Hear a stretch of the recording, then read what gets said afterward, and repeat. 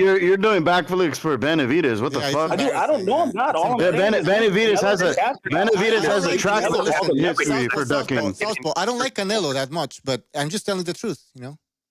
Yeah, exactly. When you tell these hipsters, I'm not a Canelo when you tell the hipsters the I'm not truth, a bro, they Canelo get mad. fanboy. I'm not a Canelo fanboy. I'm just telling Benavidez isn't a star. He doesn't have that leverage. It's all about money, bro. All right, I'm tired of this. Solius, go ahead. Who you think Ricardo Torres is going to win tomorrow, or you think he might lose? What you think about that? Richard. I think he wins. Who's Ricardo? Yeah. I think I'm still not impressed with this guy. But you ain't really feeling him like that? Richard Torres. You don't like Kiki Torres? I mean, I didn't say I didn't like him. I'm just saying he needs to step it up. You need to see more. All for heavyweight. You don't think he has the style to beat the giant, Bucha? No. You gotta have fast footwork to deal with those big dudes. He rushes in sometimes. He rushes in sometimes when he gets on the ropes. He can win if he gets in his chest. If he gets in his chest, like that's where he can do all his damage, and the other guy can't because he's too long. Like he has that Mike Tyson style, and he needs to keep it. Get that peekaboo, move your head, double jab your way in, and then he can work body uppercuts, hooks in the inside in his chest where the other guy can't. Mm-hmm. I've been watching Torres since he was in the Olympics. He's always been pretty good to me, to be honest with you. I think he'll get the victory tomorrow. I think he'll do it. I like him. I hope he does. He's personality. He's funny. Yeah, he's gotten a lot better. I don't even know if I haven't seen an interview. Yeah, he's like a clown, but real cool dude. He's like a jokester. I mean, I follow him. If you follow him on Instagram, he's actually a funny guy. He's pretty funny. Isn't he a ballerina? No, he's in some kind of dance where I don't know, and he has that crazy porno fro, and he does that pose when he does the weigh-in. With the ballerina. Yeah, that's called the Rick Rude. Yeah, Rude used to do that shit. Ravishing Rick Rude, the wrestler. Yeah. No, you know what that haircut he has makes him look like fucking Nacho Libre. Yeah. Well, he used to be a chubby kid. Yeah, if you watch I heard somebody say that before. He was a chubby kid. Yeah, the dude's got excellent shape since then. Yep. All right. I mean, the heavyweights are getting old, so he could have his little window where he'll do something. Boxing's all about timing. That is true. Who knows how that heavyweight division will look in a few years. I mean, if you look at any fighter, the guys, the big name fighters they beat, they were always like older, over the hill. It's always the young lion taking over the old lion. You know, Oscar did it, Canelo did it, Floyd did it, Pacquiao did it. You know, beating these guys where they got names on their resume, but they were way past it. I mean, all about timing. Yeah, but who's the lion? Who's going to take over? The Benavidez ain't do it. Dubois. No. Like who's taking over the reins of Canelo's popularity with the Mexican American crowd? Well, no, I mean, I think after Canelo, there's not going to be any more mega stars for a while. It's going to be a hard reset. Because that market is huge, and that market is what keeps the machine moving in the States. And that's probably if David gets the big fights he deserves, he can take over. He really oh should my have. God, that's here. Oh Jesus Christ! Listen, no. I just don't see it happening. I just logistically don't see Benavidez taking that market. It's just not going to happen. No, he's not. But I mean, Canelo's never going to fight him, so he will never get a shot. If he would have beat Canelo for undisputed, man, he would have taken over 2 years ago. Shut up, Really over. Shut up.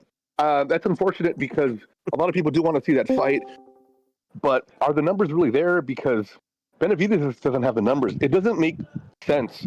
Like if you look at the metrics, right? If you look at the people that buy his pay-per-views, it's not that we're talking about a couple thousand people. Okay, right? but what would a 175,000. What do you mean a couple thousand people?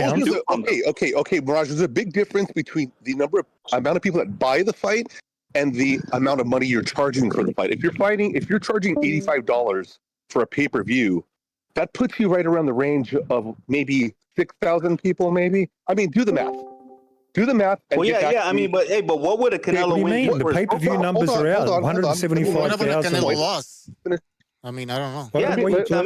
Yeah, even a loss might help him. Pay-per-view numbers about 150,000 for his fights. What are you talking about 6,000? I just don't see.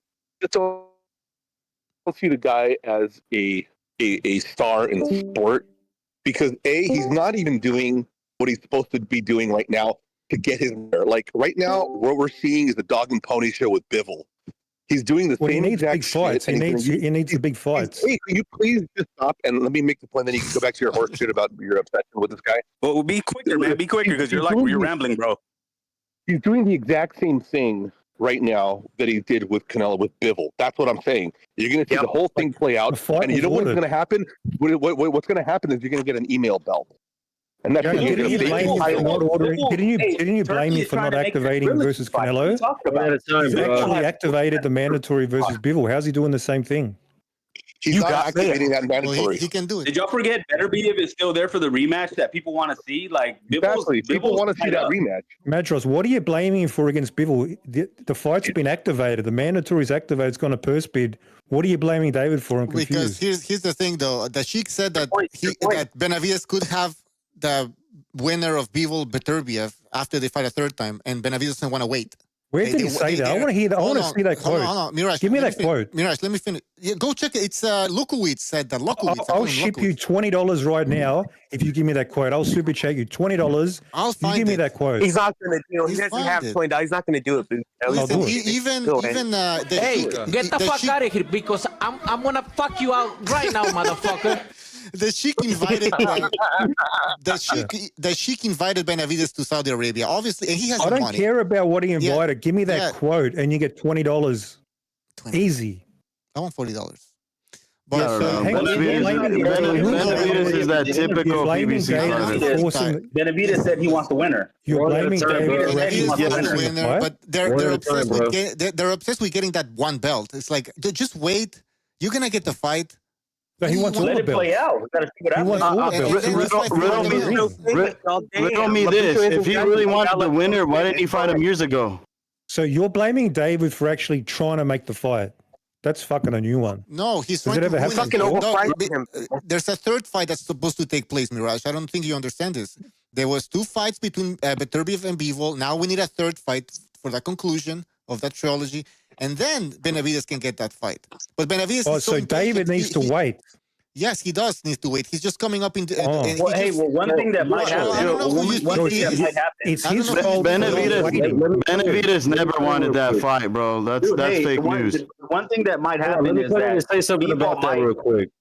Bivol might take the Benavidez fight. It might be let Sobers go in. He hasn't talked a lot in a while. Go ahead, Sobers. So like Benavidez was at that fight at the rematch between Beterbiev and Bivol, right? And they wanted him to go into. They had him there for a reason. They wanted him to go in there and press the winner and maybe build up a fight between them. You know what this guy did? Let me finish. He's not even done talking. Like holy shit.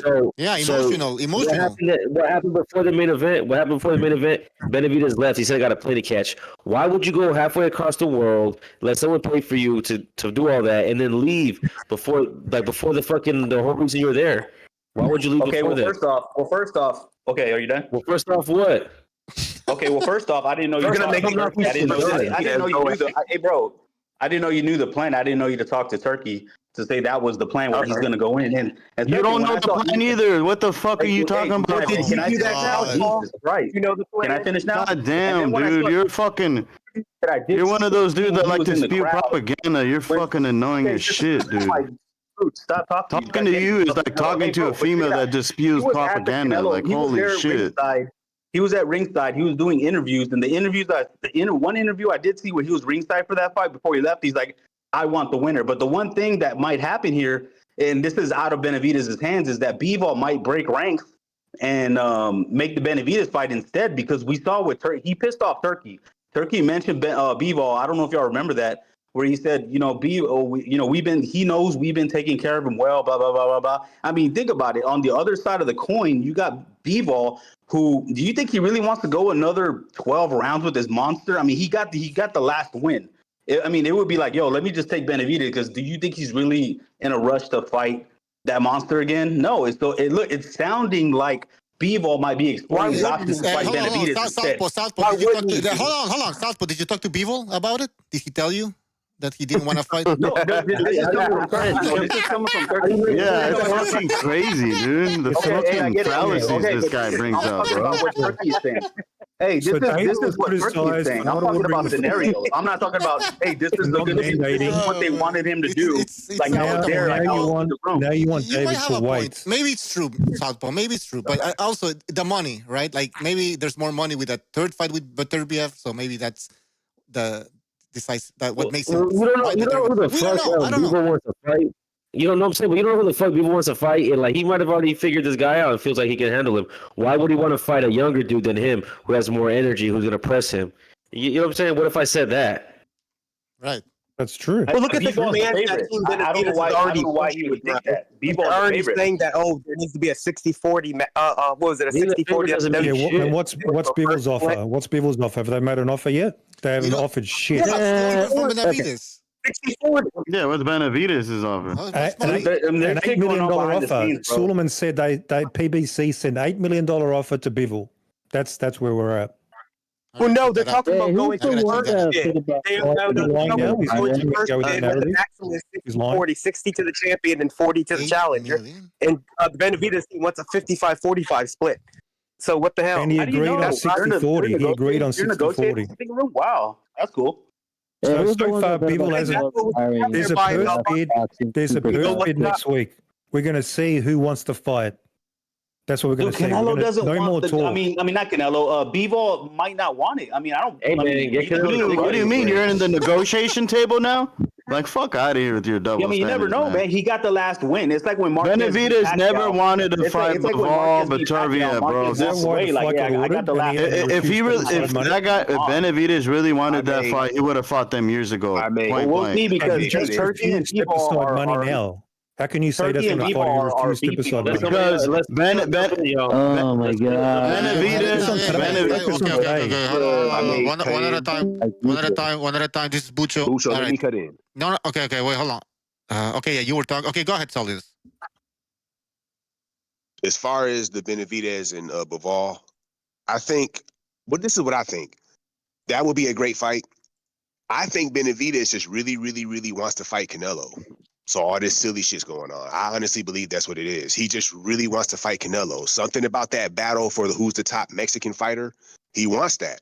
And I think that's why all this extra shit, all this little dumb shit you're hearing, the dumb shit you guys are saying, I think the reason why that's going on, he just really wants to fight Canelo. He's not willing to let that slide. He really wants that Canelo smoke. And I believe that's what's going on. Hey, I just posted in this chat. I just posted a Dan Raphael. I just posted a Dan Raphael. All right, guys, one at a time. Let Quentin go in. Quentin. I just posted a Dan Raphael link of what they're negotiating. So, unless you don't trust Dan Raphael, I'm definitely not going to trust. I'm definitely going to trust him over Southpaw Lefty, who probably knows more than you'll ever know in boxing. So go ahead. Let's check it out. Dan Raphael. So can I finally say what I said about Canelo retiring? Like, who's gonna inherit that shit? The Mexican fan base. Who said that?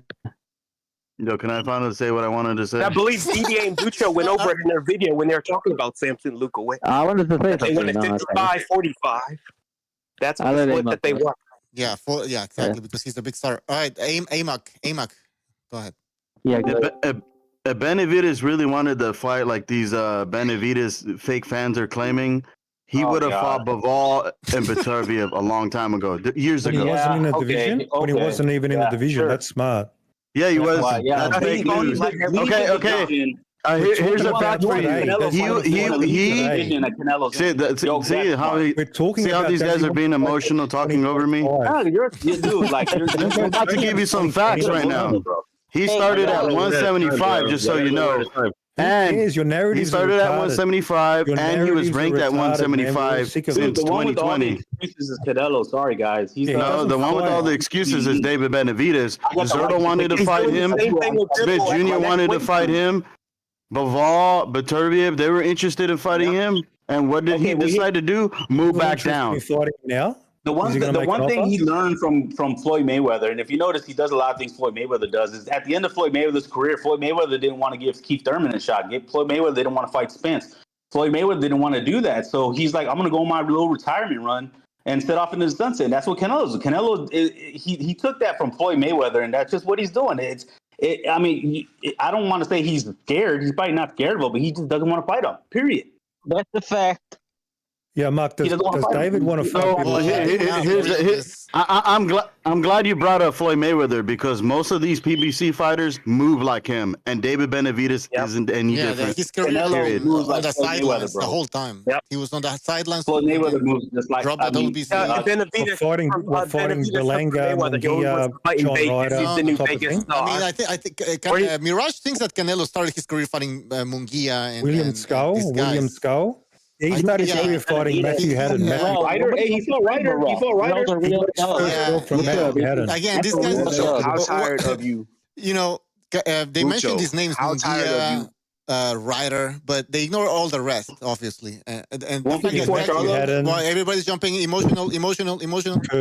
Emotional. Okay. So how tired of you? How tired of you hearing about Canelo and Benavidez? I can't even say anything. Go ahead, Solis. Eddie's bricked up. How tired of you hearing about this Canelo and Benavidez stuff? I'm over it.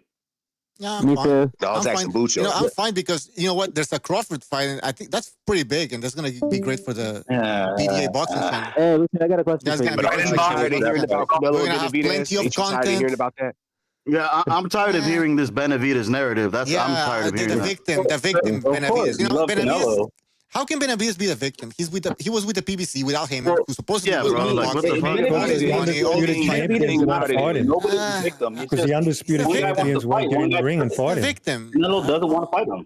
Yeah, what a victim. They don't want to fight him. People doesn't want to fight him. Everything revolves around Canelo. You know, like you can't do anything. He's the cash cow. He's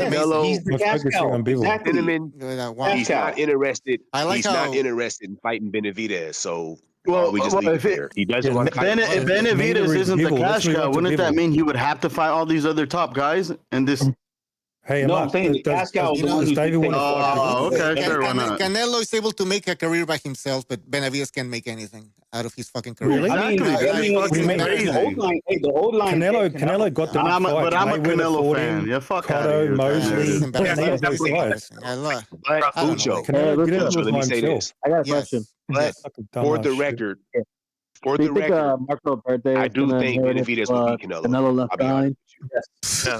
Okay, one at a time. Okay, let's go with Solis. No, even though the Canelo and Benavidez talk. Jesus. Hold up. Even though the Canelo and Benavidez talk is getting tiring, we already know what it is. Canelo don't want to fight him. If he wanted to fight him, he would have made the fight.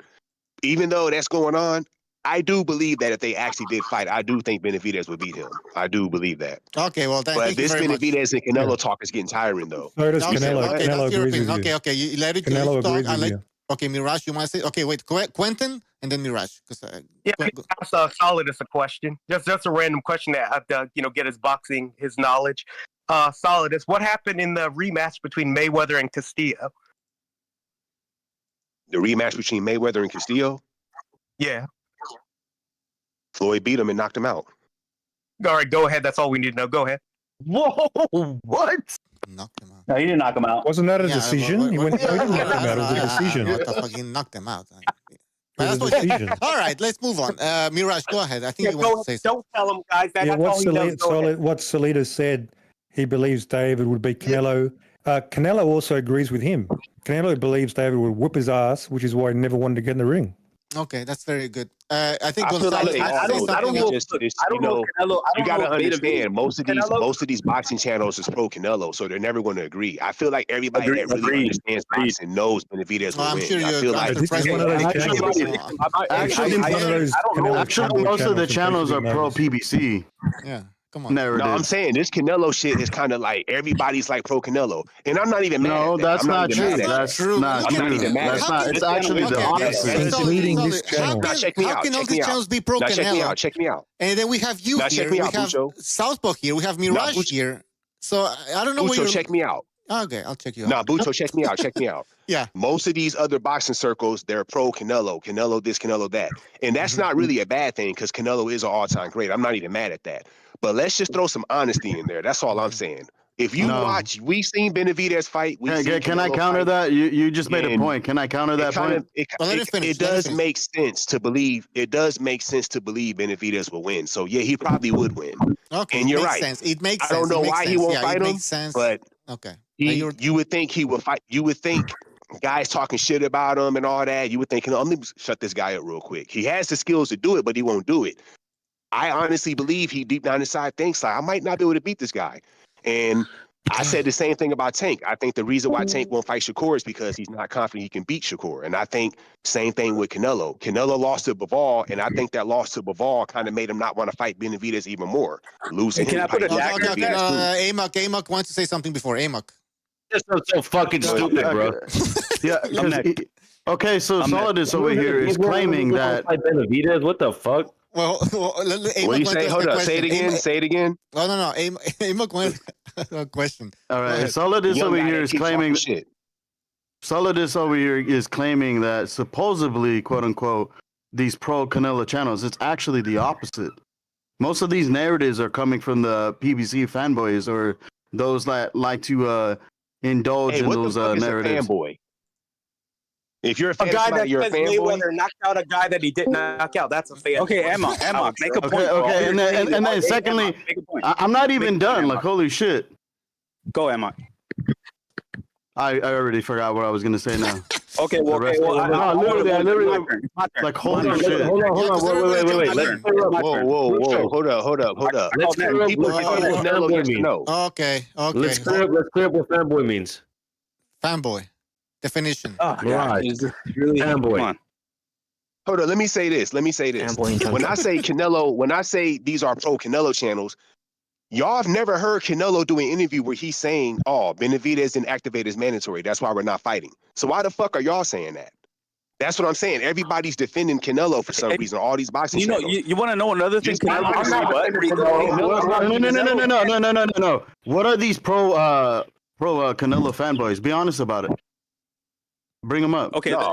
The pro Canelo. No. Be honest about it. Be honest about it. What are these channels? Be honest about it. Say the channels. Don't just say word salad. All right, let him answer. BDA is a Canelo pro Canelo channel. We all know that, but I chop it up. It's not a pro. It's not pro anything.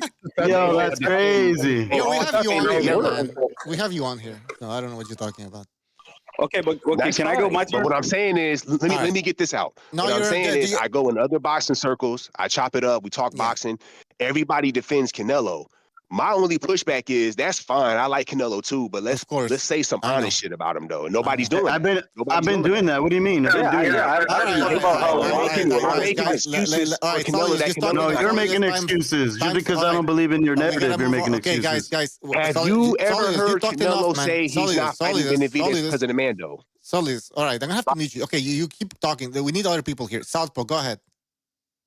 No, I don't know if Benavidez can beat Canelo, but the thing is, I know Canelo doesn't want to fight him. And the one thing that did come out recently that Canelo's camp never rebutted is that Benavidez came out and said recently that they sent him in a low ball offer for $5 million, not thinking he would take it, and they signed it. They sent it back. Canelo camp never replied back because they were like, oh shit, they called our bluff. And another thing is like, Canelo, any other fighter that has this many excuses, like we would drag in the mud. Okay, first it was I don't want to fight a Mexican. Second is I do what I want. He just brings nothing but 20 extra pounds. And the thing is, like, but the thing is, and also this fight makes money sense. This fight will make more money than any of the last 5 opponents Canelo has fought as far as commercial wise. So when it makes money sense and he's not fighting it, then he just doesn't want to fight, bro. I'm sorry. If it hurts, okay. Can I counter? Can I counter that, Bucho? Yeah. I mean, Canelo's. What about the track on the habitual route right now? Aimok wanted to reply, man. Go ahead, Aimok. Okay, what about the track history that Benavidez has? He lost about to what? Cocaine. We're talking about Canelo way deflecting. Yeah, and then lost about to PEDs. So what? I'm not even done. When he was at 175, Zero said he wouldn't mind fighting him. What's his name? Baturbiev, Joe Smith Jr. and Bivol. Why are you doing what what he decided to do was fight back down at 168. You're throwing other fighters in front of him. And then on top of that, see, I'm not even done. Notice that I'm not even done, Bucho, and these guys just talk over me because they don't even want to hear the truth. These guys don't want to hear the truth. Let's not get emotional, guys. I know we have some Benavidez. I'm trying to make my point. I know we have some Benavidez fanboys, but don't get emotional, all right? Let Aimok speak, please. Okay, and then on top of that, he's the typical PBC fighter and moves like a typical PBC fighter. They're acting like he don't even have a track history. Okay, just name the track history. Name it. I just brought it up. Lokowicz said that they offered. What you did, you just No. Southpaw. You just threw other fighters in front of Canelo. I'm just calling out. Maybe if your bitch ass stop rage baiting, you would actually listen and understand. Yeah, dude, you're not smart enough. Guys, my voice is going off. What Amok just proved is that Benavidez is terrible track record. And by the way, Lokowicz said that he offered. He's lying. It's not true. Lokowicz offered. That is true. There was an offer of $50 million, which was bullshit. And then we found out how $5 million. Operates. It wasn't bullshit. It was true. $5 million. We offered him the TV rights. $5 million. We want TV rights. I don't know why they would want TV rights. And now that's not negotiating. That's what was said in the interview. Yeah, well, exactly. That was an interview. Why would they say that? Why would they say that? It was a hypothetical. If you don't know the plan, you don't know the plan. You're not smart enough. Track record is with Canelo of excuses, bro. Wow, everybody's jumping on me, man. This is what the guy who's supposed to be working for Benavidez is saying. Like he's not even being a professional. Then if he's lying, he said they offered him $50 million. They want TV rights on top of that. I don't know why he would say that. I know it's an interview, but you're still people are listening to what you're saying. They were both on the PBC. TV rights are irrelevant.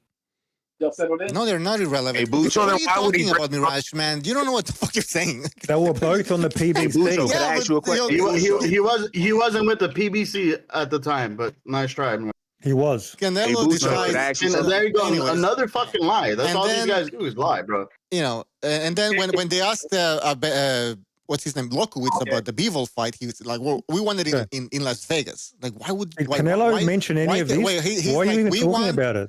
Oh my God, we want a fight in Las Vegas because the crowd doesn't scream and yell over there in Saudi Arabia. Do you really? These guys look shady as fuck, man.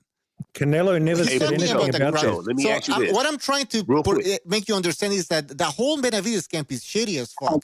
So to believe you're trying to deflect and see the character of David. That's what you're doing. It's dumb. Shady as fuck. So to believe anything that they say, take it with a grain of salt. Take it with a grain of salt. All right, whatever these people say. Let me ask you this. Let me ask you this.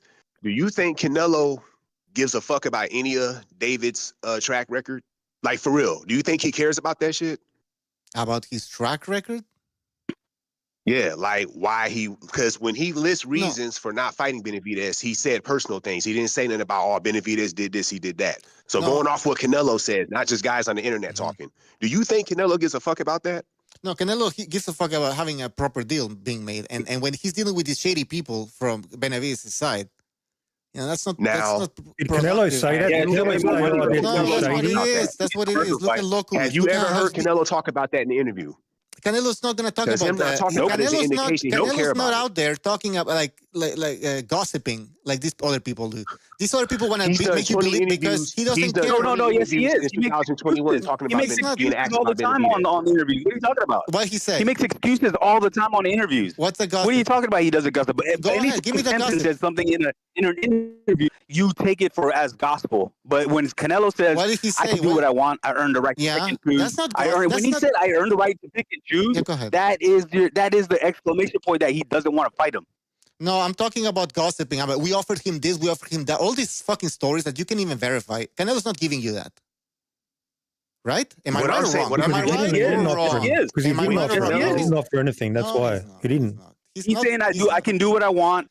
And that's he's literally telling you, don't get he doesn't want to fight him. Ucha, you're showing why you're a Canelo nut-hugger. You're showing exposing that's yourself. Great. Oh, you got me. This is embarrassing. Right. Ucha, can I say something? Did Canelo ever say, Benavidez is shady, that's why I don't want to fight him? Did he ever say Benavidez is shady? And you know what? And I'll agree with some of the shade towards Benavidez and Samson. I don't like Samson. I'll agree that Benavidez could have did this, could have did that. But on top of that, when it comes to it, the multiple track record of excuses is Canelo. Southpaw, you need to change your tactic. Can I say something? I don't like this guy. I don't like Bud. Like as if we're I don't because I don't get my feelings involved. I don't like My fighters are retired. I wait for the retired. You don't get your feelings involved, but you rage bait. Like fuck that. Stop trying to save face, bro. Stop trying to save face. I'm not a fanboy. I see right through your bullshit. But you sound like a fanboy. No, you have a lot of feminist traits, and I'm gonna just call you out. You're the slowest one on this whole panel. See that? Like you're on yeah. Man. You done with the narrative? That's all you say. Narrative. That you gotta stop. Yo, but all you got. If I was slow, wouldn't I not bring that up? Bucho, let me just say this, and I'm gonna leave. You're a fucking dumbass, dude. I don't think Canelo be gossiping. I ain't gonna say all that. But have you ever heard Canelo talk about, oh, I'm not fighting Benavidez because he never activated his Mando. He didn't do this. He didn't do that. He's never mentioned any of that shit. He's always said it's because he's too big for me. He's not in my weight class. Stuff like that. He's never mentioned any of that political shit. Mm-hmm. Even so he don't give a fuck about it. But he didn't have a problem fighting Chavez Jr. or Kovalev at 175, right? Okay, even if he did, Solius, even if Canelo did provide you with his side of the story, we offered him this, you wouldn't even fucking believe it.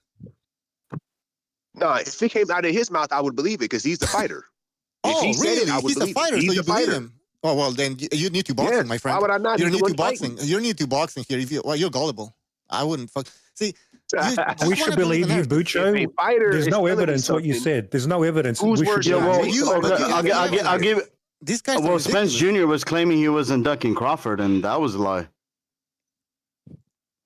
No. He actually fought Crawford. But I'm not. So he wasn't ducking him in between. So he wasn't ducking him in between. No, you hold up. He wasn't ducking him in between. These guys get in the ring. Yeah, you better duck the question. We don't do that.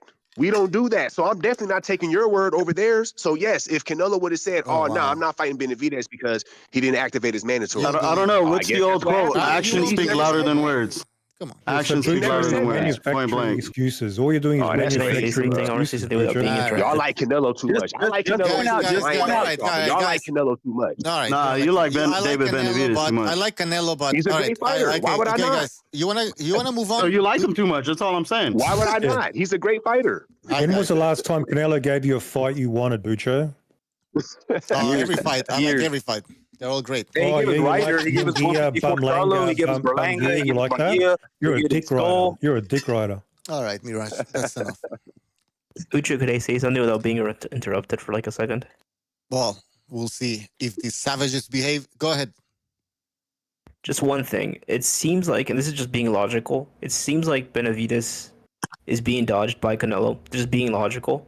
And it seems like Bivol and Beterbiev aren't going to get that Benavidez fight because Benavidez does not win that. He does not want to fight them. He's just still waiting for the Canelo payday. How does he want to fight them when he activated the mandatory and he rejected step aside? He's pricing himself out, bro, for no reason. What is this Las Vegas shit? Yeah, it's completely dumb. Where's the negotiation? Hang on. Did Bivol say that? Where's Bivol's offer? Where's the negotiation? I literally just posted in the chat. People sent an offer? Why make the fight Las Vegas? Why Las Vegas? If the money's over there, it's over there. Where is Bivol's offer? When he said the Las Vegas thing, it's so stupid. Yeah, Las Vegas. Why is that stupid? He's not an attraction. Somebody talked about the numbers. Yeah, I posted Bivol sent an offer. Has Bivol sent an offer? Is there any news about that? He's fighting Bivol. Like Bivol. There's a chance that Benavidez will fight Bivol because Bivol might just go astray just based off Bivol's moves, not Benavidez. Bivol looks down. Bivol, there's something going on between Bivol and Turkey that Turkey doesn't like. So what would it be? He might just say. I mean, I'm just going based off of what Turkey said. There's something that based off what Turkey said. He's right. Yeah, Turkey said, hey, he knows who took care of him. He knows we take care of him over here. He didn't like it, and that's why he didn't go for that purse bid thing. There's something going on between those two. I mean, he paid him his biggest paydays for Bucho, he ain't capping. Something weird's going on. He ain't capping. Something weird's going on. Something in the air. Something in the air tonight. So that's the thing. Like, Bivol might say, you know what, fuck it. I'm going to fight Benavidez next. I don't want to fight Bivol again. I already did it 24 rounds with this monster. Yeah. He might just say, fuck it. I'm going to go do something else. All right, yeah, Vessel, let me explain. Yeah, go ahead, Mirage. Just for a second. Vessel, all Bivol has to do is now win the purse bid and they get to dictate where David fights. If you want to fight for the belt, you got to come over Saudi Arabia. Just got to win the purse bid next week and it's on their terms. How much money is it going to be? Like, is it going to be more money than if in Saudi Arabia or? We'll see if Benavidez gets his bags back to fight in the desert. We'll see if he does that. By that I mean Saudi Arabia. It's not going to happen, bro. David's not going to fight Bivol. It's not going to happen. Yeah. So who do you He never wanted that fight. He never wanted that fight. We'll see soon, right? Like Mirage said, we'll see soon. Based off 2020 when he was ranked there at 175. We'll see. What about based on 2024? Based on what happened, but I bet you, Mirage, I bet you anything this time next year, by this time this year, Mirage, that fight will still not have happened, and it will not happen. It's not going to happen. Bivol doesn't want to fight him, correct? It's not. Oh, you think Bivol is the one that's? Dude, get out of here. It's not. Yeah. Good. Where's the offer? Yeah, Bivol's it will not happen. Okay, he wants to fight him, but he's going to drop the belt. Benavidez, bro. You guys are on some dumb shit. Dude, you think he fought It's not about what I think. It's literally the actions. Bivol will most likely drop the belt and reject a lucrative offer to fight David. He just got the scariest guy at 175 who pulverized. I don't care. If he doesn't fight David, it's up to him. It's his younger choice. Vosnik. He pulverized a younger Vosnik. Okay. You think Can Bivol fight David if he chooses to? Yeah, you got a good point, Madrasos. He went life. He went life and death with a gunshot. What's that got to do with Bivol refusing to fight him? Bro, like that, he what are you talking about? He won that fight. Like, okay, you act like every one of these fighters had dominant performance. We even saw Bivol. I mean, better be get dropped and hurt in fights. We saw Bivol barely get scraped by guys. Don't understand. Like, it happens, bro. That was his first fight. We're gonna ignore factors and variables just so we can feed off your narrative. Yeah, fuck out of here. We were expecting narrative. Dude, do you have another word in your vocabulary, bro? Yeah, I do. Facts, bro. A fallacy. How about that? Narrative. I'm okay. You want me to just say fallacy? Would that make you feel better, bitch boy? Say something better, bro. Say something like you're low, bro. All right. One on a panel. Whatever you say, bitch boy. I'm not gonna lie, but Southpaw, you're getting very personal. I think some emotional. Yeah. Hey, you told me a bitch. Man, you've been rage baiting me the entire time. Like, you've fucking been instigating, rage baiting, like, fuck out of here. Southpaw, it's not the first time. Southpaw is not the first. I remember when you called Don Chingasos a wetback or something. So you get, I don't know, you guys very personal.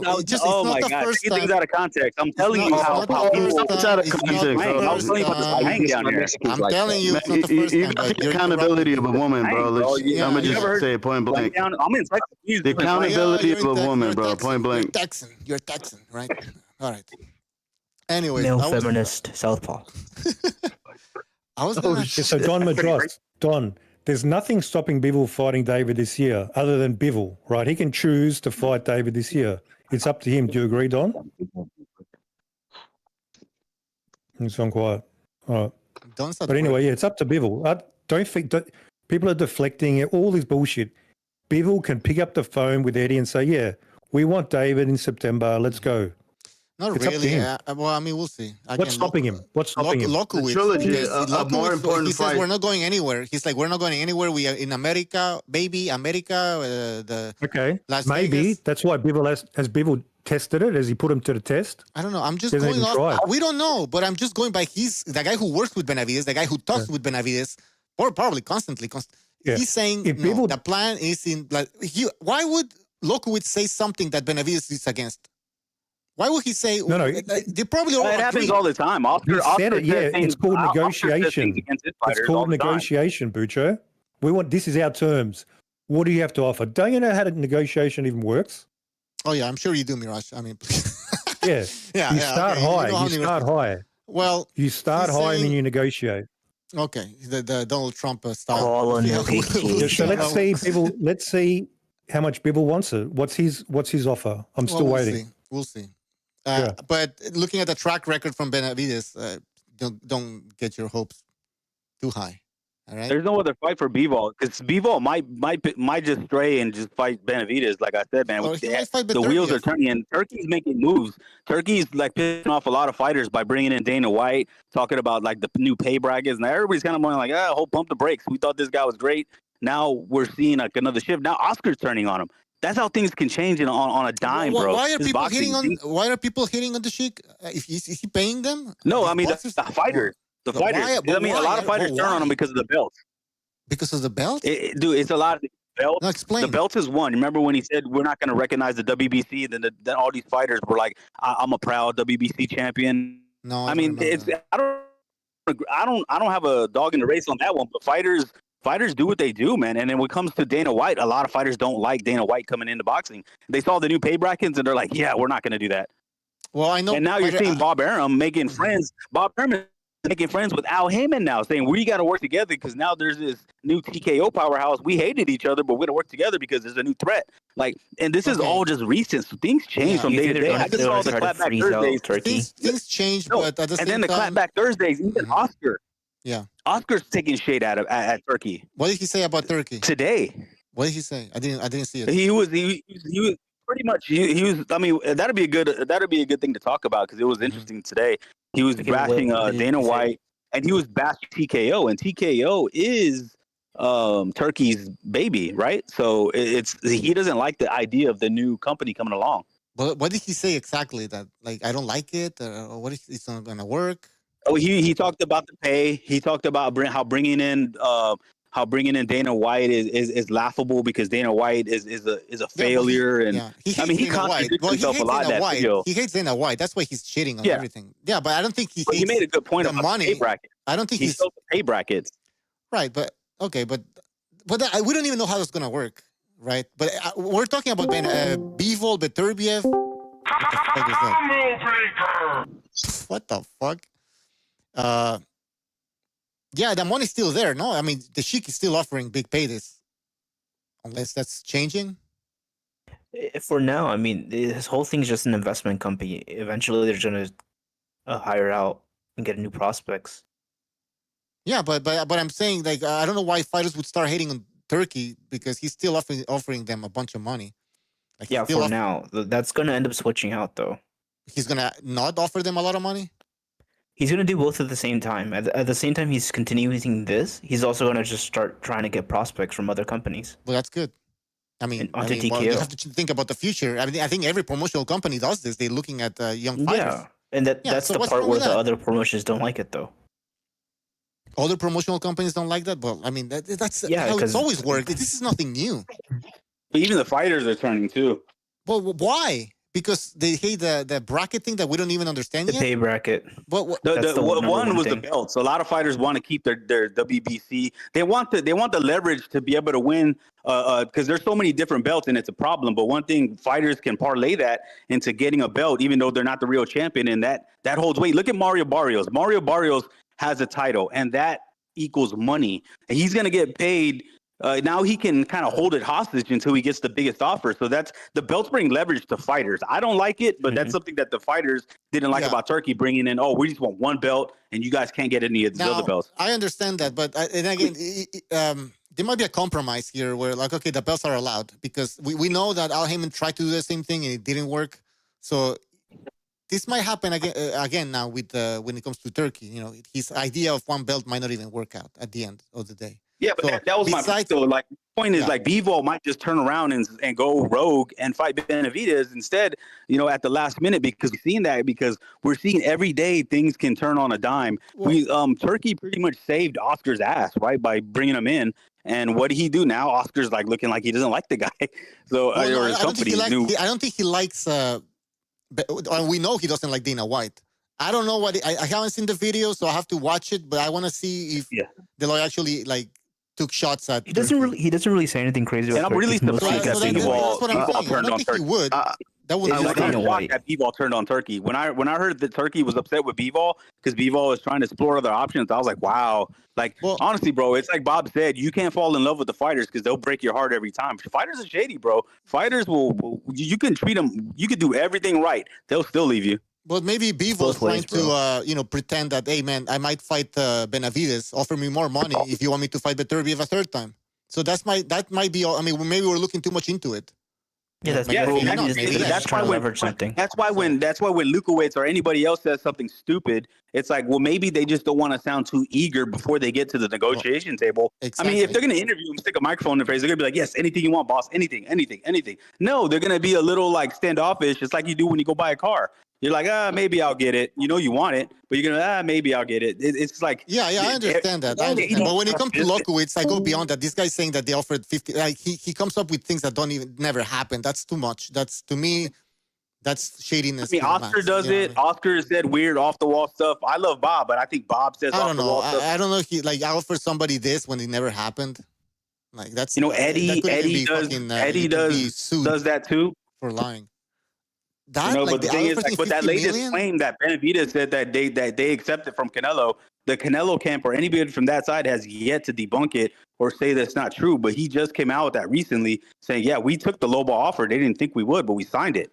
Well, I mean, at that point, who has the burden of proof? The guy who's making this statement. Yeah. But whatever. I'm just saying, maybe. I mean, that I don't know. It sounds like everything's going crazy over there with the Turkey El Sheikh. Maybe I don't see that right now. I just see De La Hoya talking shit like he always does. Boxing, man.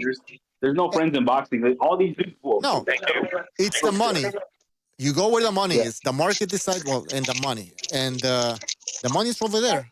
And when it comes to Top Rank and PBC, I mean, I don't even know what the PBC has to offer at this point. I mean, Tank Davis and what else? They don't even have a fucking network. Well, they're kind of smaller now. So if they form an alliance with Top Rank, the way it sounds like they're doing, then that gives them a spark of life where they'll be able to do more things because they're going to make fights that people want to see. On which network? I mean, Top Rank has something lined up. I mean, if anybody I trust out of all these organizations, it's Top Rank because they've been doing it the longest. They got the best formula of making fighters, finding fighters, developing fighters. So I think there's something up their sleeve because it's not only the boxing that's getting nixed from the ESPN, it's also MMA. Yeah, I know, but still, like it seems like Top Rank has been slowing down. Of course, like you say, I mean, they have a lot of history. They still got the best stable, though. They still got the best stable. I mean, they got some killers, man. They got the best blue chip guys in boxing.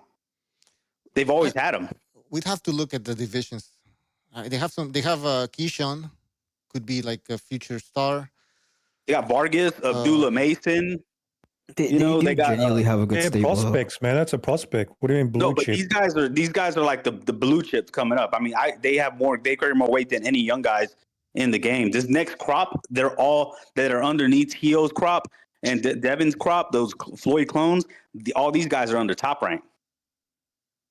Yeah, but we don't even know how good they are. Just fucking prospects. Well, that's the thing. Hyped up. I mean, but but if there's anybody you put faith in, who are you going to put faith in? Top Rank's prospects or PBC's prospects or the Zone's prospects? Well, I haven't compared them. I don't even know. Eddie Hearn, fucking dumb. We'll see. They're not bad. They're not that bad. Eddie Hearn or Frank Warren, they do come up with new fighters. No, they're not terrible. They're not terrible. But see, and we saw Oscar's prospect. I thought Zepeda was the truth, and then like these last couple of fights, I'm like, they're gonna have to protect this guy, and I think they will. Like, we don't know. I don't know. Southpaw, go ahead. As a Southpaw, you really love Top Rank, don't you? Well, I mean, growing up, I ain't gonna lie, bro. I think the best combination we've ever had in boxing was when HBO was dominating, and they were predominantly putting on Top Rank. It was Top Rank, HBO. Those were the two joining forces that made when boxing was when it was. What have they done lately? What are the big, huge events Top Rank have done lately that I missed? But you know what I like about Top Rank is that they don't deal with megastars. Are you going to answer the question at all? Top Rank? I don't know. Like I don't know. It's mostly. Well, they're the biggest. They're the best. What are the big? I mean, Turkey's blending them all together. So there really isn't nobody that's really doing. So without Turkey, they're dog shit. Turkey's bringing them all in under one umbrella. Yeah, but Turkey's bringing them. They got nothing. Yeah, because look at that. The last crescendo, those were fighters from every promotional outfit. So it's like nobody's really like dominating right now, other than Turkey, but using everybody's fighters. Yeah, PBC are doing it without Turkey. Top Rank rely on Turkey. What's the PBC doing? What are they doing? They have 5 shows. They're doing pay-per-views. They've just done 2 pay-per-views already this year. Oh, wow. Do you think just because they have a pay-per-view, it's supposed to be a big thing? Is that what you're saying, Mirage? Well, they were pretty good cards. They were pretty big events. Dude, they're dog shit, bro. What the fuck are you talking Those are dog shit. Much bigger pay-per-view than Turkey's fucking crescendo cards. Turkey's crescendo did 45,000 pay-per-views. It's embarrassing. You're boasting about that? You're proud of that? You're boasting about it like it's a it's big better deal. than 45,000 for It's Turkey's a big card. deal Yeah. for PBC to put together. but Canelo said that PBC was the best. I'm just saying, I'm just saying, like, you're boasting about it though. Like, you're boasting about it like someone's supposed to be really proud, like they're supposed to pat you on the back for pointing out the fact that who's doing bigger pay-per-views? Who's doing bigger events? Pointing out that the PBC, pointing out that the PBC is putting together these shitty fucking cards, overpriced and overmatched fights. They're fucking fights. You know who's gonna win. Hey Don, he's only taking Canelo's word for it because according to Canelo, Al Heyman is the best promoter ever, and he should have stayed there from the beginning. Isn't that Turkey? Doesn't he usually have matchups that are just like one-sided for a lot of his cards? There are very few big stars. There are very few, and after they go away, who knows what's going to happen? Hey Don, well, what did you think about Canelo saying that Al Heyman was the best? What? What? What do you think about Canelo saying Al Heyman was the best? Was he working with him at the time? If it was the best for him, maybe it was the best for him. No, he said he was the best. Yeah, he said he was the best promoter. Canelo working with Al Heyman I know at the time. he was probably the best. He was. promoter. Yeah, so he would know. He would know better than anybody else. He probably got him. He probably got him a lot. I don't agree with it. I don't agree with it, but I like no, but you know what? Say wacky shit. Even Canelo. Why is it wacky? Why isn't that an educated opinion? Canelo's saying no, it's not because the PBC blew a lot of money. Canelo's saying, hold on. Canelo's saying that he's the best promoter means that maybe he got him more money. Fuck everyone else. Fuck everyone else and whatever he did for anything else. He's probably fucking everyone over, but hey, who cares? He got me the bag, and therefore he's the best. How would you know who he's fucking over? Yeah, have you seen the books at all? Have you seen how much fighters get paid? What is your evidence that he's fucking when them your over? fighters are getting a stipend from fights they fought 5 years ago, that's pretty fucking shitty, Mirage. If your fighters are still getting a paycheck every week because he owes you in dividends, that is a Who's that? Who's getting paid? Deal. Who's getting paid? I don't care who you are. Adrian Broner brought that up. And other fighters. Welfare system. Adrian Broner, that guy's fucking a lunatic. Garcia, Danny Garcia, you name it. Abner Maris got a job with the PBC as a commentator, and a part of that deal was that he got a job because he had a fucked up eye socket, and all the money that he made, he didn't get paid right away. He got stipends. I'm just saying, Canelo said he's the best promoter. I don't know. So he said he didn't get paid straight why away. Canelo's saying that he's the best because Al Heyman gave him the bag right away. How do you know that? You're rambling, unsighted, nothing's verified. What you're saying, you're just making shit up as usual. Doing backflips, bro. Don't do backflips. Just call a spade to spade. It was a stupid comment. You're proud of it. It was a stupid comment, you know. But yeah, it was a stupid comment. I mean, if it's for him, this is what about anybody else. Boxing has been controlled in the recent years by who has the war chest, and it went from a promoter to promoter. It first started with PBC, where PBC got that Waddle and Reed money, and then they blew it. Then who got the big bag next? Then it was Eddie Hearn who got that giant war chest of money to start the zone. Then he blew it, and then now it's Turkey coming into the scene. But he's not. He's using everybody's fighters. But he's got the bag, and now whether he stays in or not, we don't know. But these war chests that people keep giving promoters foolishly is what's really holding up the sport. But it's not going to last forever. So they got to come up with something. I want to thank Rafael Garza for joining the BDA membership program. Appreciate that. He says it's Canelo's boxing world, and the promoters, managers, fighters, and boxing fans just live in it. There I agree. It's Canelo's world. The Canelo is not going to hate this. I agree. I agree. When it comes Canelo's to the Sheik, yes, you're right. All these people with the war chests. But Turkey is doing something different, though. I think that we have to admit. Now, whether it works or not, we don't know yet. We don't know the future. We don't have a crystal fucking ball.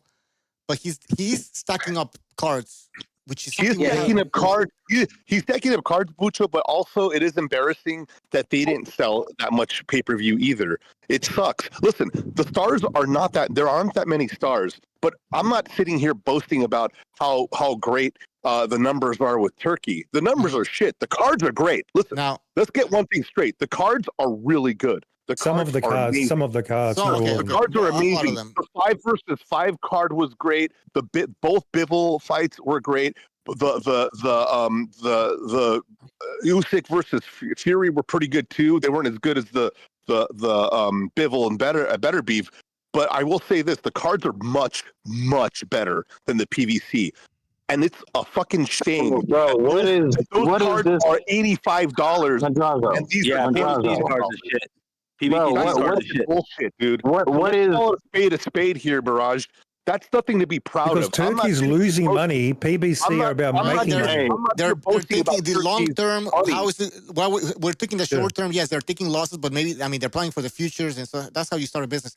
But we'll see. But that's how you go. That's how you go backwards. But the difference is it's Turkey's money. And Turkey's not borrowing money from other people the way DAZN, the way Eddie, and the way Al Heyman did. It's his own money. But I'm not gonna. But the caveat to that is that, dude, he's bleeding money like crazy. So there's no way this can work out in the long run.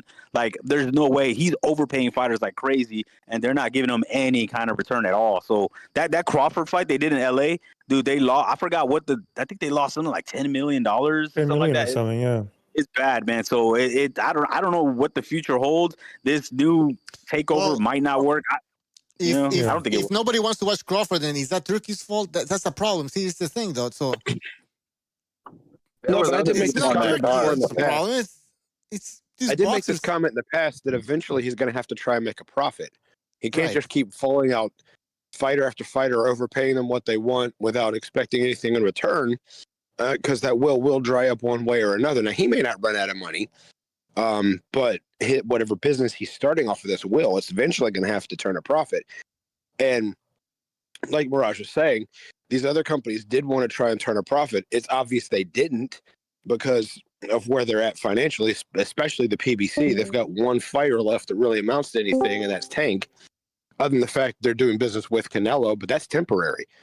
Canelo's not their fighter. But real quick, bro. So the one thing those guys are not doing, they're not building their fighters. Top Rank is good at developing young fighters, but you can say what you want about PBC, but they did a good job with Earl Spence in terms of making him an attraction in the Texas area. Golden Boy was wait. I gotta caveat to that. Hey, Spence had Let Dirk finish. And then you can let Dirk finish. Yeah, Earl Spence. They did a good job with Earl Spence. They gradually built him up, and eventually he fought in Texas Stadium, the Cowboys Stadium, and he's actually done pretty good, decent pay-per-view numbers for the level where he's at. So, and then they did the same thing with Tank. You can say what you want about Tank's resume is weak, but Tank is an attraction. You can't say that about anybody on Matchroom or Top Rank as an individual. What I can say to argument on both of those points on both of those guys is that the only time, if the numbers were real against Bud with Spence, was the only time he crossed 500,000, and the only time that Tank did was with Ryan, and Ryan was the one that brought those numbers in. So we will say an attraction relative to what is my comeback to that. Based on what? Ryan hasn't done anywhere near those numbers without Tank. He's a ticket seller. What about Haney? What about the Haney fight? He didn't do a million with Haney. Here you go. See, okay, but whoa. Well, this is between me and Dirk right now. How close does Tank come back to 1 million without Ryan? Well, show me somebody that somebody that Tank. Let me finish. Show me somebody that Tank has fought with the near level of celebrity of a Devin Haney. Devin Haney's he won't fight them. That's the problem. But the bottom line is I know. I'm saying that Ryan should do good numbers with Devin Haney, bro. Devin Haney's a big name. Tank hasn't fought. No, he's not. Yes, he is. I think the Lomachenko fight. He's a bigger name than anybody Tank has fought outside of Ryan. That's a fact. What about Leo Santa Cruz? Leo Santa Cruz is not a bigger name than Devin Haney. That was the PBC narrative. That was their. He's not. Maybe in California. Wait, Dirk, did you accuse the Sheik of not developing young talent? I mean, that's not really his job. No, but his job is. Yeah, I know, but that's the point of the whole thing now. That's the whole point with the Dana White thing, no? To find somebody said that. Yeah, you can't just put a bunch of shit together and say, "Oh, this is gonna do big numbers," because we, the boxing fans, know who Bivol and Better Beef is. But outside of that, nobody knows who these guys are, bro. They're just nobody. Turkey just came in the game, though. Turkey haven't developed these guys. Well, he's trying to promote the game. Turkey hasn't had a chance to start up anything yet because he just came in the game. But the thing is, Tank is not a ticket. Tank's a ticket. Yes, he is, bro. Well, they're over. That was a huge gate in his last fight. Who is it that overplayed his numbers? All right, hold on. It's not a star. It's a pigeon here. Tank is not a star. Ryan knocked Ryan knocks him out, bro. Ryan knocked him out, bro. Let's be honest about this. Ryan knocked him out. And that's what I'm saying, bro. Tank Ryan is not a star, bro. The bar has been lowered bro. that there is no more stars in boxing. See, you're trying to talk shit about shit, bro. He's a ticket seller. No, you're trying to talk shit. Ryan knocked him out. Ryan knocked fucking Devin Haney out, bro. Haney got rinsed, bro. And anybody arguing against that? I don't even know what your point is. All right, hold on, guys. This is why Turkey wants to read. This is why Turkey wants to read. My point. Drunk pigeon. What the fuck? I need to drink. No, Pigeon's drunk, man. Get him off. Yeah, drunk Get out of here, bro. All right, hold on. No, I'm not my voice is gone. Yes, you are. No, I'm not just fucking dying over there. I'm just saying, all right, guys. And you're saying sorry. fighters. They built up David, Benavidez, Morelli's going up nicely. They've got some decent fighters. Yo, Mirage. All right. Can I read a super chat, please? And then you guys can go ahead. Okay, Rapax Drunken Company, thank you for your super chat. Yeah. He said he's gonna. Yo, Mirage.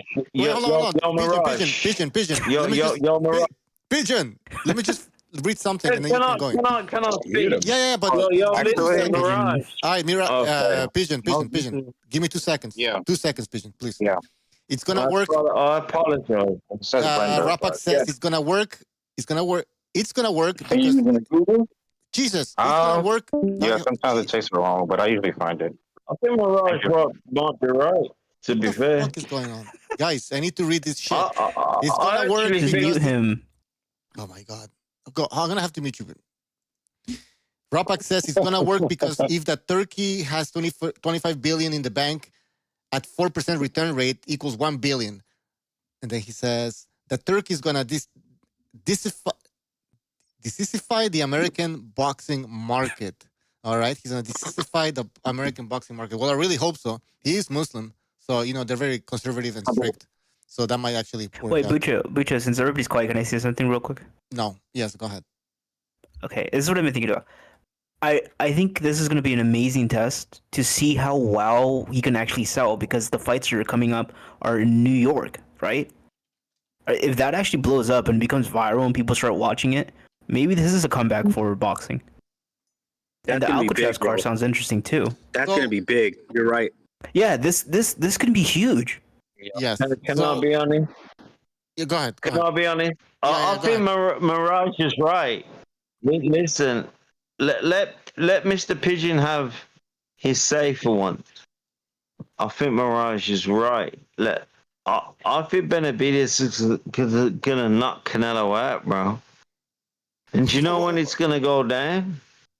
Early, 4th round. I think Benavidez is gonna lay him out, bro. My goodness gracious! And if you go against me, the P, you're gonna fucking pay because I've been listen. BDA knows, Bucho knows, all these guys know that I've been winning big money off the boxing, yeah, and I don't think Canelo's taking the Benavidez fight. Yo, BDA, let's have a real conversation. BDA's not here. He's not taking that fight, bro. All right, so Pigeon, are you a BDA member? Pigeon, give us your predictions for tomorrow then, so we can make some bets. I can win some money. Well, in terms of the fights at the York Hall, because I'm only talking York Hall, bro. Well, you're on about the fights that are going down in your times. Yeah. Who's fighting? Team Tszyu against Spencer. Team Tszyu. Listen, bro. Team Tszyu's on a fucking. That guy's gonna win because obviously what the Australians want. Give me some real. No, but give me a round. Bro. Give me a round. What, Tszyu? Yeah. I think Yeah, we maybe want to the make money, ninth. dude. Yeah. 9th, bro. 9th. All right. Should we write it down? You guys heard it here. If you guys want to win, real shit, bro. It's like So, pigeon and like- get drunk off your winnings. Yo, Round 9. listen. Ask me some real shit, bro. We need some real shit. So. What's some real shit? What like what? What's going on tomorrow at the York Hall, bro? Who's fighting at the York Hall? Who's what's that? That's in London, bro. Yeah, big but man. who's fighting? Who is that? Hurt If I have Joyce, to right? ask you about that, Oh, is it I shouldn't be asking you, Is that bro. tomorrow? Joyce fights Herjovic, whatever his name is. Oh yeah. Joyce against her. Okay. Yeah. So Wait, what's your prediction on that, Pigeon? Yeah, what? I think Joyce done, but fuck, we saw Chisora come back from the grave. Yeah. That's what I'm saying. I don't know. Listen, Pigeon, bro. tell us, Listen. we want to make money. It's just gonna go down tomorrow. Like everybody's talking about Ting them. This fight tomorrow between Hergovic and all these guys. Mm-hmm. This is what I'm telling you. You should have been keeping up. All right, but what's your prediction? Joyce or Hergovic? I think Hergovic is gonna knock him out. Yeah, that's likely. What round? What I round? think Joyce is kind of finished at this point. But again, you never know. No, with this boxers. guy's wrong. I think maybe in the 7th. All right. We should write this down. If Pigeon Seventh gets round. all this, if Pigeon gets all of these predictions Want to correct. get off your own winnings? 7th round. Listen, we need to keep the predictions All right, I'm gonna write them down. in correct. We need to keep the shit correct, bro. And especially like we need to get Never Sobers on the shit, bro. What's this nigga? What's this nigga gonna do on the predictions, bro? Let's get that crazy ass Never Sobers, bro. Come on, bro. Don't just be sipping up there, All right. pissing me off.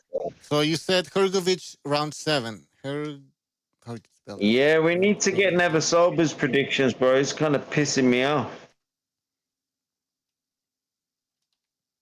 He's Wait, probably not gonna come with it. What was your prediction?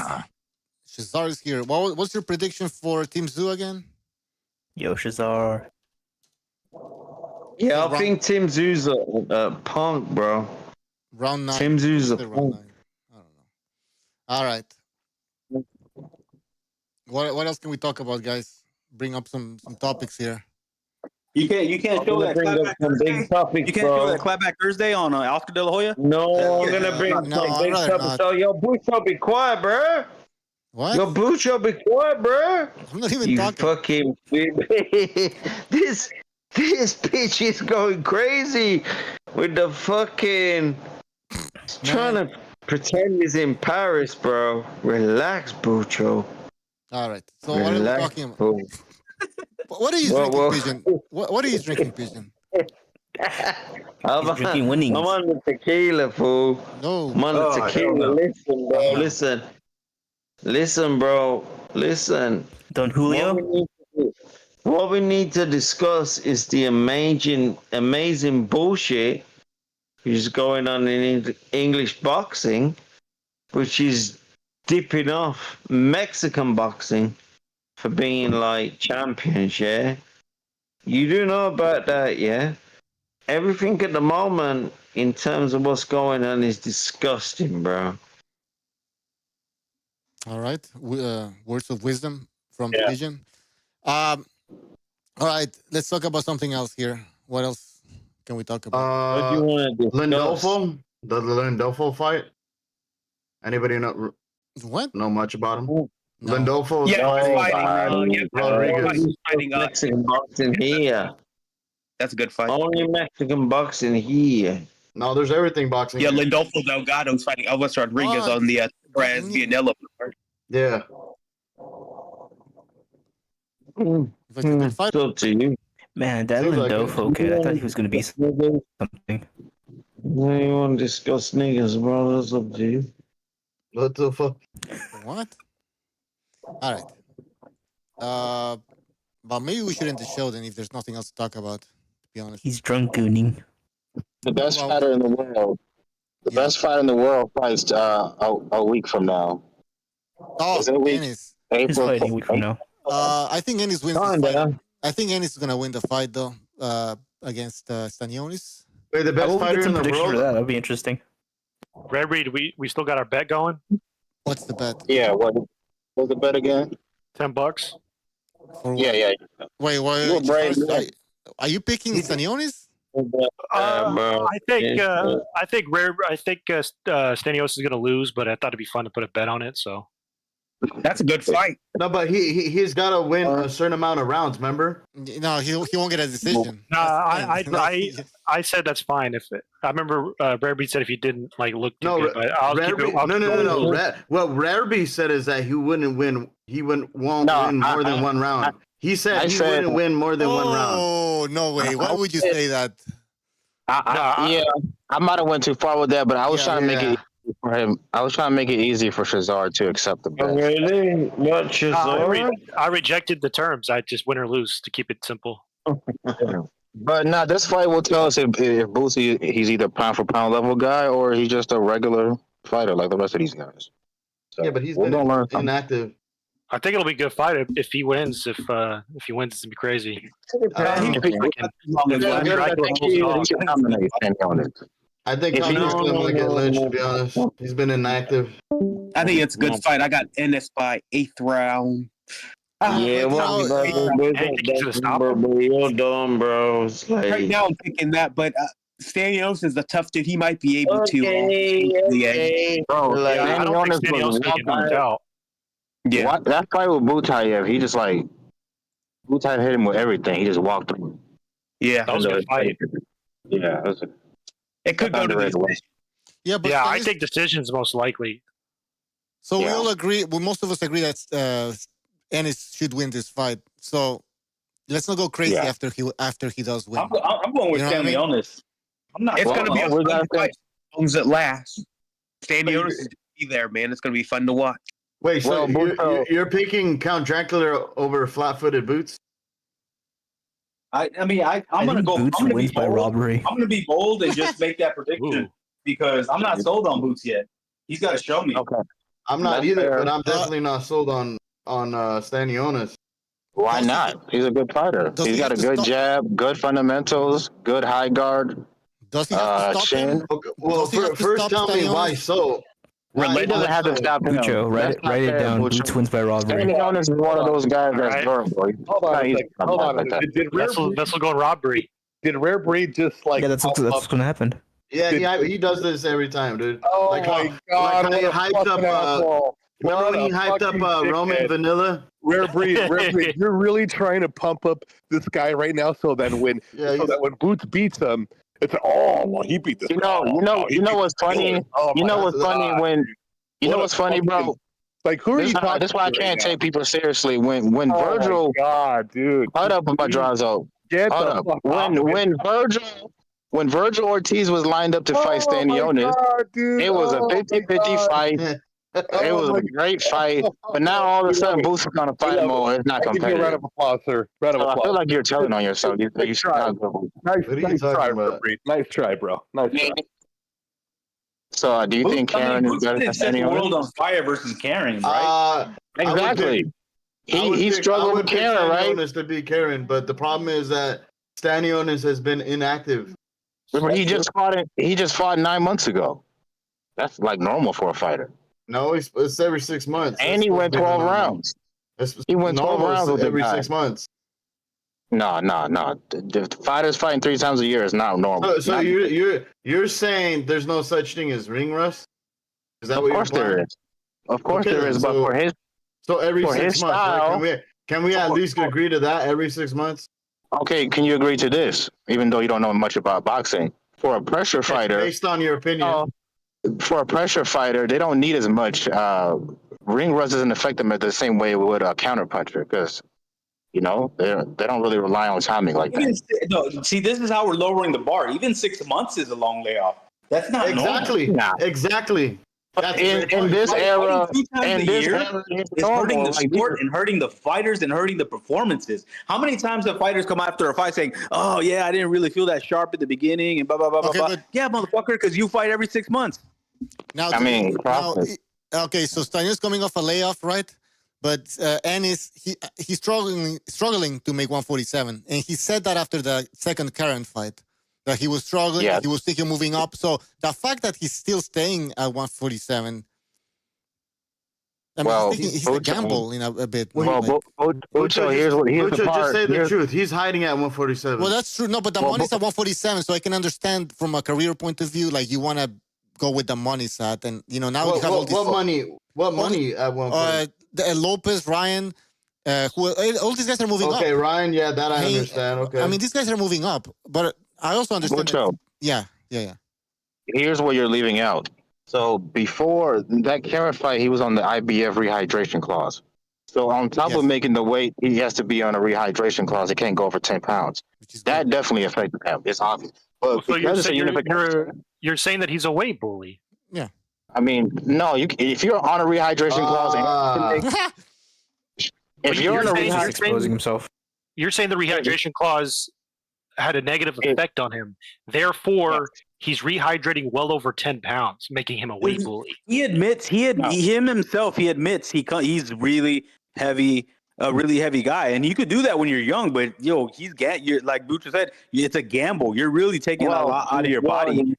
Because this fight is a unification, there is no rehydration clause. I mean, I'll give a good example. You remember Raymond Ford? Yes. Yeah, when he lost to Ball, that was the whole issue, because he even says, like, man, I don't know, man, it's getting really hard to make weight. And they're like, hey, well, we got this Ball fight for the title, blah, blah, blah, blah, blah. They fight, he loses, and he's like, fuck, I should have moved up. And then what does he do when he moves up? He looks better. That's why he lost to Nick Ball. He would have beaten Nick Ball easily if it wasn't for that bullshit. That's funny because Nick Ball and Stanionis have a very similar style and built. That's hell no. Stanionis is way better fundamentally than my prediction. And this wins by robbery. Trust me, bro. I'm gonna write it down. It'd be crazy if it's robbery. No, it's not gonna be close, man. bro. You can't sleep on these Eastern Europeans, bro. Like they're probably gonna take over the sport. No, man. What's his name? Paulie said that 10 years ago, and what happened? Man, Paulie's an idiot, bro. Don't listen to Paulie. The Eastern Europeans are going to take over the sport. The undisputed heavyweight champion of the world is an Eastern European. He's the Prime Minister of England. Talk about guys with bias, really hardcore biasness. He's like one of those guys that has a big name, and dude, he goes on smear campaigns. I didn't agree with all the shit he said about Canelo. He went on a smear campaign versus Canelo. He went on a smear campaign versus Pacquiao. He went on a smear campaign versus all these guys. So it's like he's selective. You can't take Paulie's word for shit, man. No wonder he got his ass fired. Paulie knows his boxing, but he said 10 years ago the Eastern Europeans would take over boxing, and he was wrong. Man, you're only saying that because he verbally sucks off in the core, bro. Fuck out of here. Man, I don't know. I don't know anything about that. We got Usyk. We got Usyk. The undisputed heavyweight champion got the decision. Wait. Who's the undisputed? Are you Eastern European? The undisputed heavyweight champion of the world is an Eastern European. The undisputed light heavyweight champion of the world is an Eastern European. That nigga's Asian. The unified middleweight champion of the world is an Eastern European. Lomachenko, Triple G. Asian. Like all these guys coming over, bro. They're the way Western fighters used to be hard back in the Great Depression days. Now we're softer on this part of the world. I'm sorry, because we got it good. But like those Eastern Europeans, they're still chiseled, bro. You say Asian, I understand that, but it's a Soviet style, East European style of boxing. So these are. I always say, bro, the American style and the Soviet styles are the best styles in boxing, and all the other styles are second tier. All right. I think people disagree with you. Rafael Garza, thank you for your super chat. He says Paulie Malignaggi is the Fredo of boxing. He's like Fredo. That's so true, actually. Whoever said that, it's so true. Rafael Garza. Good point, man. Paulie's a race baiter. So when he says that, I mean, I agree with what he said, but when he says it, it's not coming from a genuine place. It's coming from because he's a fucking racist underneath it all. But when I mean, he also always backs up the movers, boxers. Even though he is racist, Paulie does know his boxing. I have to be. He's saying that because he verbally sucks off Snakora. That's what he's saying. No, I see right through the bullshit, Derpy. No, he's Mayweather's. Be honest. He's Mayweather's main henchman. Like he's Mayweather's main guy, main mouthpiece. Like he's Mayweather. Mayweather has him there. He thinks Pacquiao is a cheater. I mean, the way he described it, he might be right on shit. Yeah, that's what I'm saying. How is it as soon as you did blood testing, all of a sudden all these knockouts stop happening? So I mean, what blood testing? What are you talking about?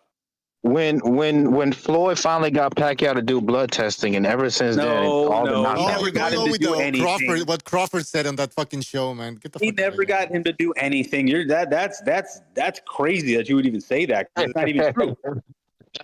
I mean, Floyd is the one who had the Nevada State Athletic Commission under his thumb. He would overpay. You had him in their back pocket. He would overpay the more expensive testing brand, and instead of using the better USADA, VADA, that's cheaper, he used the more expensive one, and he gave him extra money. Dude, Floyd was the biggest user in the history, bro. Like, you think they're really gonna bust him? Like, do I believe that Pacquiao was on something? I think maybe. I think he probably was, but so was Floyd. Hey, that Or just look at the left. Just look at the intravenous when they got called the IV, right? That was incredibly fishy. No, but there's been stories where like they've uncovered where he was like extremely low on testosterone in between fights. Like there was all these red flags that showing when you cycle on and off, your testosterone drops because you're not putting it in your body. No, they're using a masking. They're using a masking agent. Yeah, dude, Floyd was the biggest fraud, dude. Like he was the biggest user.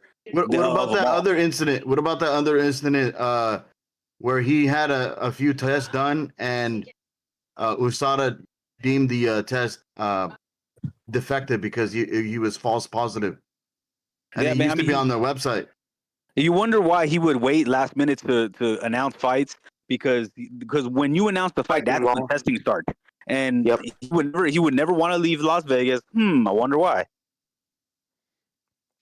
Kenny Bayless, even in Japan, when he fought that little guy, he's like, those xylocaine everything has to be as well. The xylocaine, he would inject his hands with xylocaine. Oh, you're talking about the pain medication for his hand and wrist, right? Yep. That was only legal in Nevada, and he was the only athlete that was approved for it in Vegas. That's crazy, bro. What about that, Derpy? It was on it too. I do think that. I'm not aware of him being. When was this?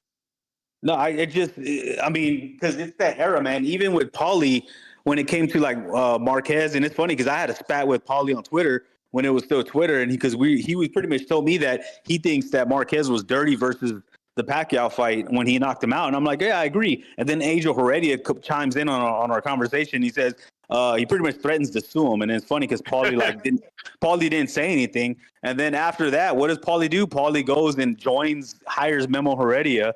You know what I mean? It's the same thing when Paulie said he's too much of a man to sign with Al Heyman. What does he do? He goes and sign with Al Heyman. Like Paulie's an idiot, bro. Yeah, Melanod, you can tell he's just, he was a pretty good amateur, but he just wasn't physically gifted as the boxers he talks shit about. So that's like his way of just, I don't know, I guess it's like the Napoleon complex. Bad that he wasn't the best. And he was never at anything, not the fastest, not the strongest, not the most athletic, really nothing about him was like, extraordinary. But I give him props. He had a really good fight IQ. You got to give him that. Being limited as he is.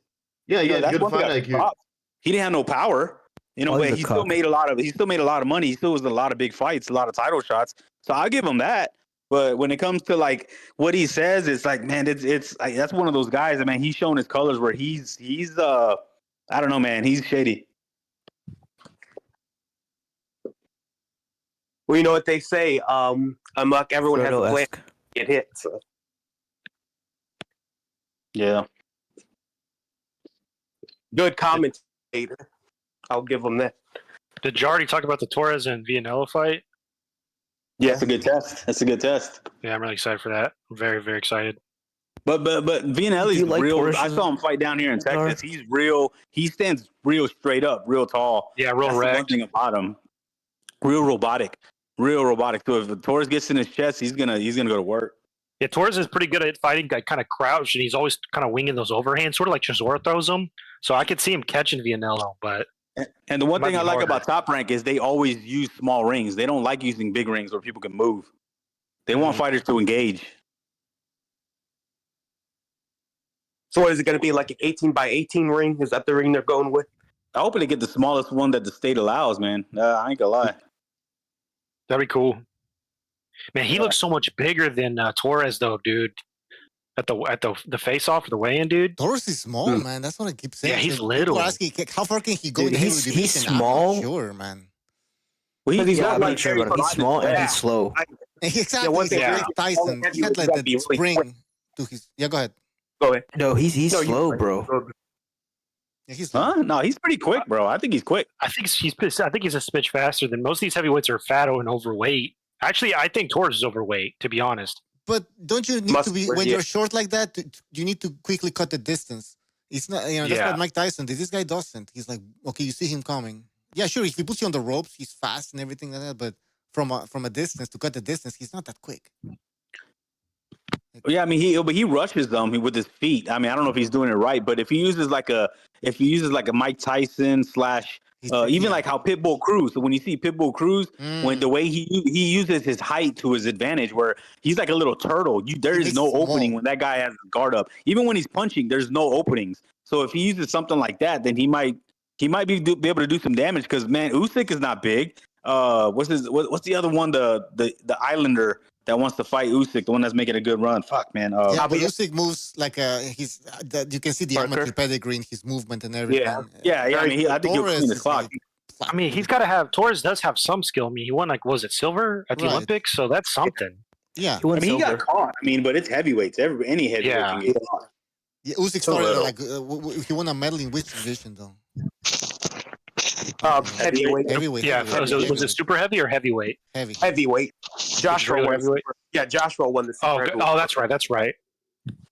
I want to see heavyweights get down to normal size, man. These obese, big fucking Tyson Fury heavyweights, man. I don't like them, man, because they're not. I mean, Fury is pretty quick, but they're not as athletic. That's gonna happen if they get exposed, which has been happening with Usyk now. He's exposing these big ass heavyweights as just big, with no talent. Yeah, Usyk's a master at angles and all that. So I don't know if everybody else can do that, But no, that's true. But even the smaller one, there's a smaller the what's his name, the New Zealander. He's making a good run. Joseph Parker. That's what I'm saying. No, not Opetaya. No, the other one. Parker. Oh. Joseph Parker. Parker's doing good. He was boxing circles around these guys. That's why him and Usyk would be the best matchup because they're very quick heavyweights. I would love to see that. Yeah, you're right. That's better than Dubois. Although I still want to see a rematch between Dubois and. But I'd rather see Parker and Usyk first. Parker deserves it, man. He's been on a win streak. A lot of fights that he wasn't supposed to win, he won. So, yeah. True.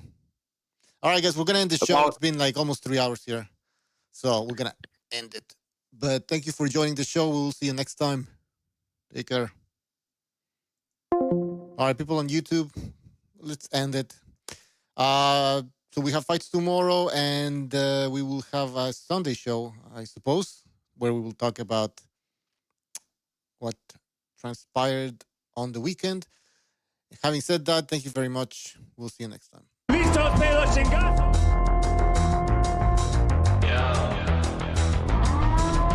gonna bring the whole fucking diseased, corrupt temple down on your head. There's gotta be better.